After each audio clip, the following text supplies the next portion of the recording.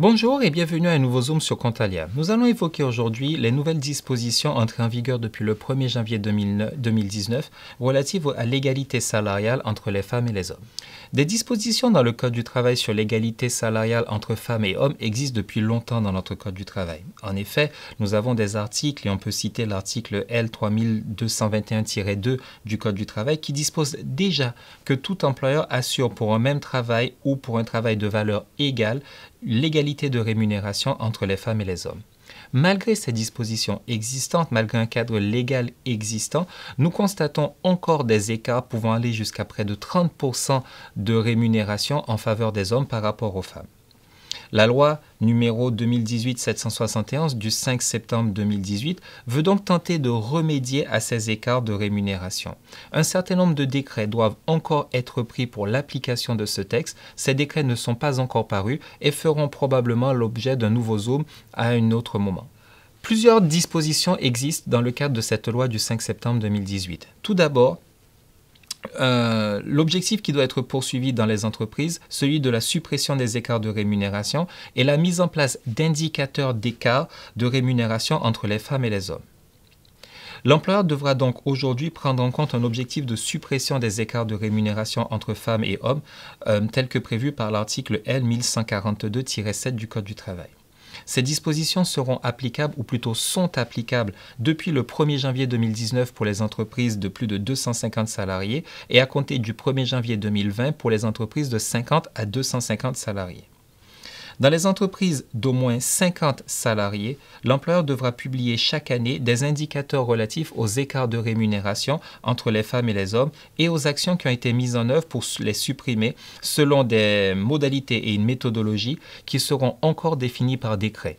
Là encore une fois, le décret n'est pas encore publié et on aura l'occasion de préciser ces éléments. Les éléments de ces indicateurs devront par ailleurs figurer dans la base de données économiques et sociales. Je vous rappelle que cette base de données économiques et sociales est obligatoire dans toutes les entreprises à compter de 50 salariés et est accessible bien évidemment aux représentants du personnel au sein du CSE et aux délégués syndicaux. Dans un deuxième temps, le texte du 5 septembre 2018 prévoit tout un ensemble de mesures de correction. Là encore une fois, certains détails d'application devront être précisés par décret et les décrets sont également à paraître. En effet, dans les entreprises d'au moins 50 salariés, pour lesquels les résultats obtenus au regard des indicateurs seront en dessous d'un certain niveau qu'il faudra préciser par ailleurs, l'employeur devra mettre en œuvre des mesures adéquates et pertinentes de correction, dit le texte, et le cas échéant, s'engager sur une programmation annuelle ou pluriannuelle de mesures financières de rattrapage salarial. En l'absence d'accord sur de telles mesures, celles-ci seront déterminées sur décision de l'employeur après consultation du CSE. Troisième axe pris par le texte du 5 septembre 2018, l'aspect coercitif. Comme à chaque fois, une règle est associée d'un certain nombre de mesures coercitives. Celle-là ne déroge pas à la règle puisqu'il est prévu que dans certains cas, une pénalité pouvant aller jusqu'à 1% de la masse salariale brute pourra être prise à l'encontre de l'entreprise d'au moins 50 salariés qui, alors que ces indicateurs ne sont pas bons, ne met pas en œuvre les mesures de correction nécessaires. Il va de soi que ces pénalités ne s'appliqueront pas immédiatement. Un délai va être laissé aux entreprises pour mettre en œuvre les différentes actions et de parer à cet écart qui persiste entre les rémunérations des femmes et des hommes dans certaines entreprises.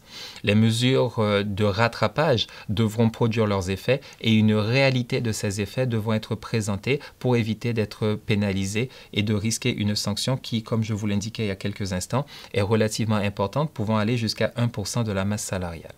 Je vous remercie pour votre attention et je vous dis à très bientôt pour un nouveau Zoom sur Contalia.